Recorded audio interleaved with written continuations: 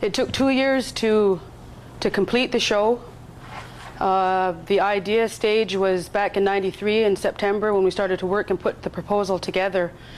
And for a 1-hour documentary for television, a standard budget is around $305,000. And that's what we raised to get that show to be shown on the Discovery Channel, the Knowledge Network. And there was about 17 different funders that were part of the, that made up the budget for the film. And that probably was the hardest thing, raising the money. Because I think a lot of times when you're out there trying to establish yourself, you know, that you're Native, you're coming with a story that you want to tell from your point of view, there's roadblocks get put up in front right off the bat, just for that simple fact. And I think through all of that, all of those challenges, it made me stronger as a person. And one of the stories that I have about the fundraising aspect is 3 weeks before we were going to shoot the film, a major film funder pulled out of the show, and they were going to be coming in for about $75,000. And 3 weeks before that we were ready to shoot our film, they pulled out, and they didn't really give us a reason. And so I went to talk to the woman at the funding agency, and we were talking about my treatment and how we were going to do it. And then she goes, well, what are you going to do now that you can't shoot your film?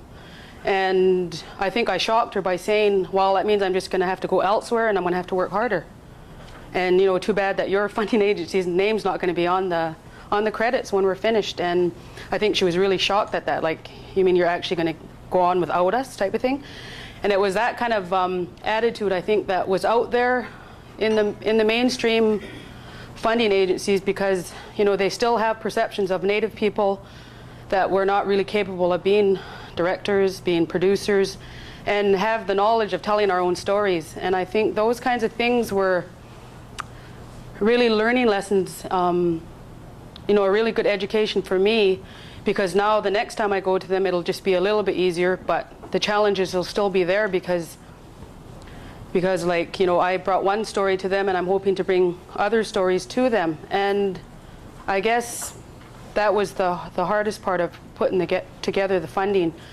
And I worked with a really experienced producer. Her name's Carrie Green. We formed a company together, worked together on other projects, and you know, we just went for it. And we managed to raise the money. We raised it in about a year or so. And then spent about 3 weeks shooting the film, getting the stories. We shot over 45 hours of video. It was shot on Betacam SP. And spent about, I would say, 6 or 7 months editing the final show together. So it's been aired on, like I said, Discovery and Knowledge, and we're taking it a step further, because I think the fishing problem right now in BC, with all the media and all the kind of negative images again about Native people in the fishery, my film was positioned in a place where you were hearing these stories from the grassroots level, not from politicians. You were getting the straight goods. There was no bullshit. These people were telling you like it is for them, their lives, their stories. And when we were doing the publicity for the launch of the film, a lot of these reporters had these conceptions in their mind that my film was going to be an angry film because it dealt with Native fishing rights, that it was going to be you know, why aren't you people more angry? You know, they already had ideas that we were all going to be pissed off and running around, you know, doing like awful things to non-Native people or something. It was very strange. And I think what happened is a lot of these people, non-Native people, reporters and people that reviewed the film, you know, wrote stories about it, actually got it. And in some ways I give them credit for that they actually phoned me up and said, you know, you're a Native person, we hear you're doing a film about the Native fishery from a Native point of view, the first one, you know, on the west coast of BC, and we'd like to talk to you. And so that was a good, again, it just was like an education for myself. And, you know, I didn't put anything around it. All I did was tell them, this is the film I did, and this is how it went, just like how I'm talking to you now, because I think to build the trust and to build the credibility for yourself, that's how you have to work. You got to be open, you have to be honest, and that's what I feel the strength of this whole process for me has made me like a stronger person.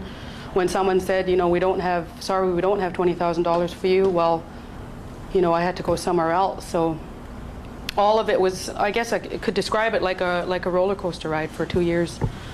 But the show is complete and it's done, and you know, I've been getting good reviews on it. And the importance of, you know, for me to get into film and video was the fact that it was telling our own stories that was important. That's why I got into working in film and video. I have to thank people like Loretta Todd, who helped me out along the way, offering me jobs in production managing, researching, assistant directing on some of her projects, and then the opportunity came where, you know, I was going to do my own show. So those are some of the experiences along the way that allowed me to proceed ahead with this fishing film. And like I say, it was challenging, but you know, the challenges were met, and it's out there now. And we want to take it a step further than screening the films, that we're trying to get it into the curriculum of schools. We're trying to get it into the colleges and university as part of the curriculum, because I think it's a real education, because it talks about a lot of the things that affected Native people throughout the commercialization of the fishery, the history.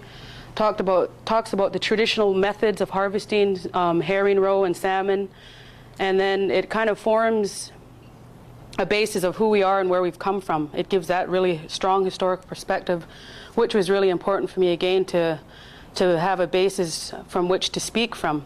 And so those are some of the issues that are involved in the film. We travel to the Fraser River, where some of the contemporary issues of the AFS agreement, the Aboriginal Fishing Strategy, that were signed about 4 years ago. We talk to the people that fish that river, and they say that maybe this wasn't the right thing to do. And we hear those kinds of people telling that how nets went from 200 to 800 in one season, and the mixed feelings of whether they're doing the right thing. We travel to Alert Bay, where fishermen talk about the problem there, like, where's the salmon? 1995 was the worst year ever. And people are talking, you know, how are we going to make the changes for the better? And then the film moves into more of the future, which is Bella Bella. And they have their own fisheries management program. They manage the fisheries in their own territory. They're going to do it with the DFO or with the DFO, but they're going to manage the fishery. They have their own fish plant. They employ their own people in the community, so that that community-based economic development is going back into the community. They harvest the herring roe on kelp in a traditional manner where it's used for food fish, but they also have markets set up with Japan. So I guess I wanted the film to kind of cover a past, present, and future, and give some solutions to where it can be brought back to the Native people, that we can actually have a say in the future of the fishery. And I think that's what we're working towards now, with getting Brian Tobin to come to Alert Bay to the Native Brotherhood Convention, getting to the people that are, like, to start some dialogue with the officials that are making decisions about our lives as fisher people, and not having us part of that decision making. And so far, we understand that he may be there, and that some of this dialogue can start. And so the film, you know, was made about our history, but it also, you know, taking it a step further, that if we become involved in this decision making about the fishery, that it has to come back to our people, and we have to help out in that way. So that's about, you know, all in a short little brief time. Just wanted to share that with you, because I think not enough of our people, I mean, getting together like this is a good way to network and start talking to people that are interested in getting into it, you know, and I think this is a, you know, opportune time. And the other thing I wanted just to ask, if there was any questions. I preferred to not stand up here and talk, but actually get feedback from the people in the audience or the people in the crowd here, to ask questions about, you know, the experience of doing this. So, yeah. Where can we view this film or purchase it? It is being distributed through the National Film Board. Their libraries and their rental outlets are now closed, but you can. They do have a 1-800 number where you can order the films, and I think the number, I'd have to get that for you. And it's actually being sold right now through Duthie's bookstores. And we're trying to find other outlets to sell it, like the Museum of Anthropology's gift shop and Chief's Mask, and just trying to move into those kind of avenues where it's easier for people to get those films. You talked about a language, speaking your language and not having a narrative or a narrator. Mm-hmm. Were you talking about Kwak'wala? Yeah. And were you talking about Nilsik and Stalin in their own language, or are you talking about English? Well, they spoke in their own language, and it was subtitled. Subtitled. Yeah, I was just wondering how you got over that barrier.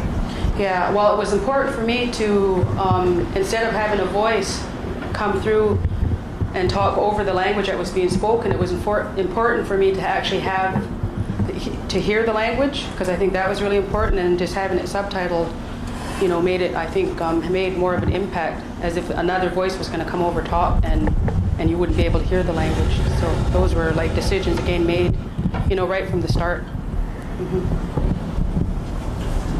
Yeah, your work's been dealing with a documented level. Have you any advice regarding dramatic proposals for narrative films or anything like that? Well, I've worked strictly in documentary, and that's kind of how I feel about it. Is this is kind of like where I want to stay, because I think there's a lot of stories out there that are yet untold but still need to be told, and it needs to be told from our native point of view. And in terms of like dramatic, I haven't actually like gone into anything that's dramatic content or anything. From telling our own stories, this is something back in '91 when Margot Kane did her reappropriation meeting, and you were involved with that. Another question I like to think about is, what else did you have to do when you're dealing with the authenticity and the credibility of a particular project when the broadcasting programmers really want to define what's the difference between the authenticity of a project and the credibility of a project, and that's something that I think has to be addressed, because, as you say, they don't feel native producers have the credibility. By bringing on another native producer, you solve that sort of partial argument. Do you have any other advice regarding when you're dealing with that sort of dichotomy of differences? Well, I think for talking with broadcasters, and there was about 6 broadcasters that licensed the show.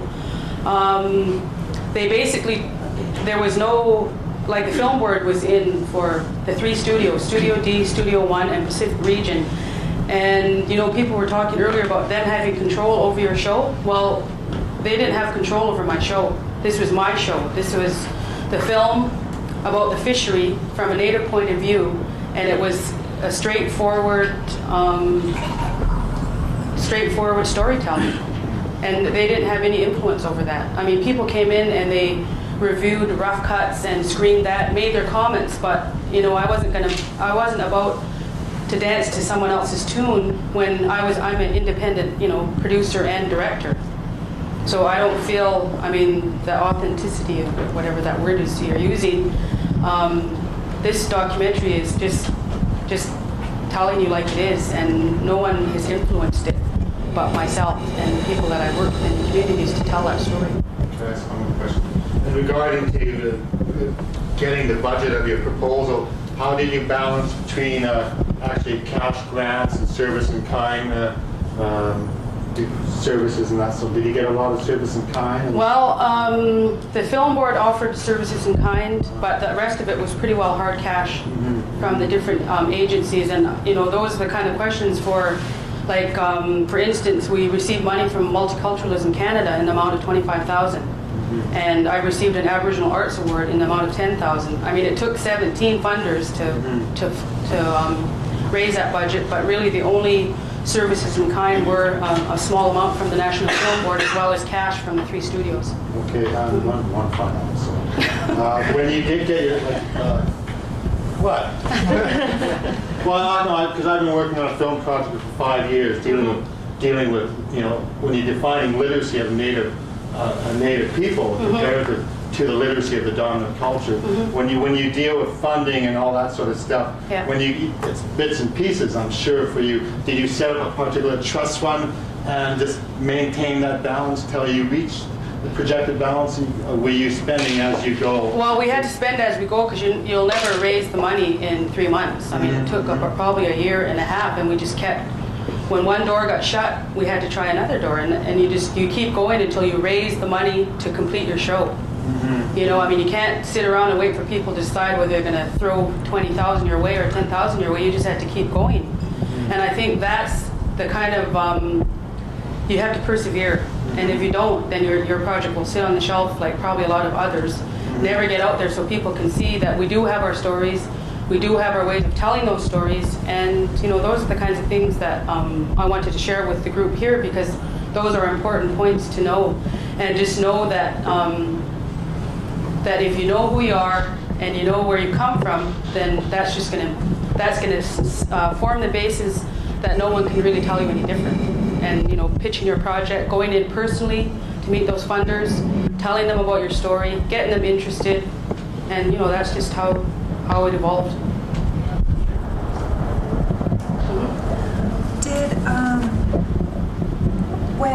Did the broadcasters ever try and edit your documentary before it went to broadcast? Well, Discovery Channel only has a 51-minute slot, so we had to pull 3 minutes out so they can put their commercial breaks in. So we did take a segment out, and Knowledge Networks aired it, and they aired the whole 54 minutes because there's no commercials. So, you know, we did have control over what they were taking out in terms of content for that time. And I'm sure you have some kind of responsibility to the financiers. And I've just recently learned that there's like a hierarchy of where people will pay for your broadcasts. Like you should go to pay TV first, and then I can't remember if it's cable or networks, and then sell it on video. Because so is it? I guess the question is, do you feel a lot of pressure to, like it would be really horrible to make the mistake of going straight to, like eliminating some potential sales from other, like pay TV or whatever. Right. How much pressure do you feel from the financiers to get their money back from the project? Well, I mean, since this is the first 1 hour documentary for, you know, that I did in the big world kind of thing, I'm learning as I go, and those kinds of pressures are like over here, like I don't even think about it. Importantly is that I'm getting the film out there and it's getting to be seen. That's, you know, and then you pay back the investors, but I think it works on a tier system, and I don't know enough about that part of it where, you know, I'm sitting there reading the contracts and reading all that kind of stuff, but, you know, I'm not sure in that way. One last thing. Because I've known you for a while, but when you worked at CBC, you're just thinking about people that are getting into the business and that sort of thing. Do you feel ethnicity was problematic in dealing with that hierarchy of the culture industries? And do you feel employment equity programs were advantageous for your development career as a filmmaker, and corporations and federal institutions? Do you feel outside of Studio One, if I may say, or Studio D, when you're dealing with the marginalization of specific groups, do you feel cultural organizations and institutions were advantageous for your career, and though ethnicity or racism was a problematic in that? So how do you deal with it?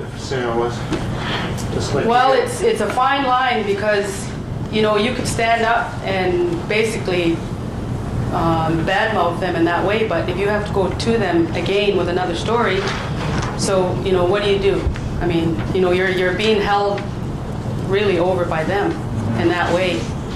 But, you know, if you build up your credibility as a producer and a director, then they really can't turn you down when you've built up the credibility that you can be working on the same levels as their producers. And some of the stuff that's out there, And when you hear about series and that kind of stuff that's so stereotypical of our people, that makes you even more pissed off that they got the money and you didn't, because you're just trying to tell a story that's the straight goods, it's no bullshit. We want our stories out there. And so it's a fine line, because, I'm moving on to another project, and, we may be going to these same people, and, they dangle the carrot in front of you, basically.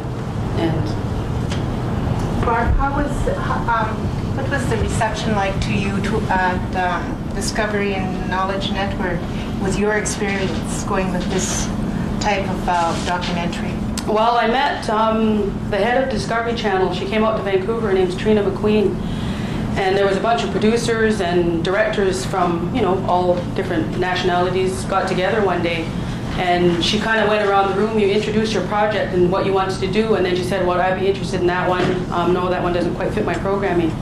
And I think it was that personal connection with her that made her interested in the project. And then we sent her a treatment, and then they pre-licensed it for $35,000.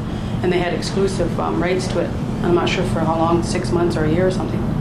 And then Knowledge Network was supportive, because I worked with Hugh Brody on the Washingtoneers, and that was a film that they had pre-licensed the year before, and I knew Megan Carvel, and I think sometimes it helps to know those people, that can help you out in those kind of levels. So that helped. I wanted to ask about, when you mentioned that the people you worked with are very cooperative, like in the community. I guess I'm just sort of curious, because maybe I'm a doubter or something. I always think that it's hard to sometimes get people to work together on sort of projects, different, like in communities, sometimes they're split, and it's very difficult sometimes to give a picture of this, because sometimes people just take the safe thing and pick one group and have them tell their story, right, whereas other people may don't get an opportunity. Mm-hmm. So I'm just kind of curious if you found anything in there that was like any type of resistance maybe to the project or anything? Well, from the community level, I think the issues of fishing are so upfront and something that's being talked about right now, that the opportunity for them to say something and to get out to the general audience out there was an opportunity that they were going to take. And I never singled out any group in the community. I know that I wanted to hear from grassroots level people. I wanted to hear from people that some of those stories would never be heard otherwise. And I targeted in on those groups, but basically all those communities were together and just happy to have someone come in and tell those kind of stories. So I didn't find that as I was working on it. I've got a question about the public opinion and political will within the industry. We all recall when Dances with Wolves came out, shortly afterwards, Turner Broadcasting, Ted Turner personally put a lot of money and energy into supporting he did the Native American series, and there was quite a few Native American producers and directors hired for that. And then there was a couple of other pieces that came out shortly after Dances with Wolves, and at that time it was politically correct and it was in vogue, like natives, Indians were in vogue, and it seems like it's deteriorating, it's just because it's something else, it's becoming passé. Yeah. And my question is around the target market or the target audience, and we talk about our agenda in wanting to bring our stories forward, but in reality, from a distribution point of view, they're looking at, well, what market is this servicing? What is the target audience, and what segment of the target audience are we dealing with here? And what does that mean? Does that mean we're in a political struggle? And if we are in a political struggle to have some equity in airtime, then we're in fact dealing with institutionalized racism, to refer back to the CBC episode. Yeah. So it's a very difficult dilemma, and I guess to to be very specific on the question, is the question about the political struggle. Is it a political struggle, and what are the specific steps or strategies that we can use as First Nations to bring equity to our agenda within the mass media? I mean, sure, we can do the necessary technical things, but is it a political process? Is it a business process? Is there something that, do we have to obviously sell them on a product, but then there becomes a question of ethics around that whole type of approach. So I think these are the issues we really need to look at in bringing our stories forward. Well, I think I'm just speaking from my own personal experience. If someone came and said, and actually something, there was a producer that was originally working on the show from the beginning, and what was happening is she was telling me how I was going to do my story, how I was going to tell my fishing story, my fishing life, my grandparents' fishing life. And when that happened, I had to tell her that this isn't going to work. You know, you're trying to tell my story that belongs to me, from my culture and from my people, and you know nothing about it.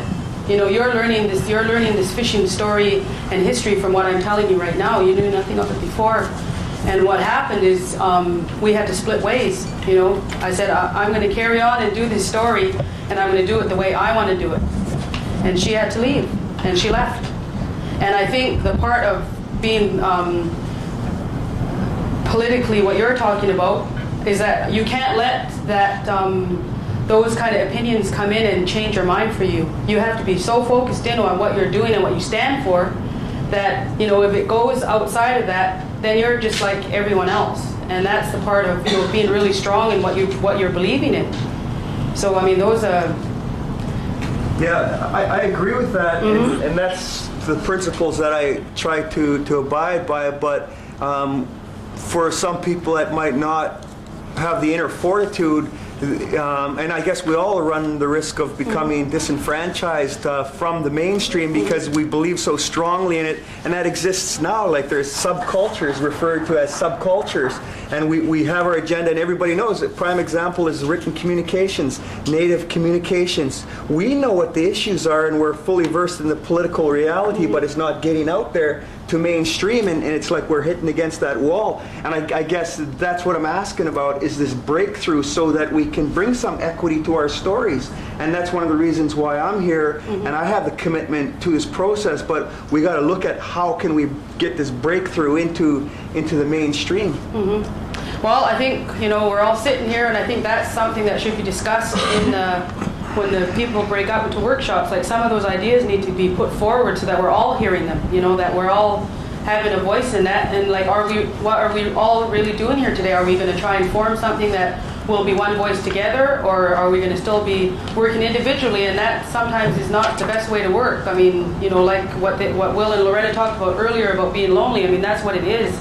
But, you know, if you can try and pull the forces together within a group like this, I think there's potential for what you're talking about, Frank, you know, having more of a say, or more of a getting forward there.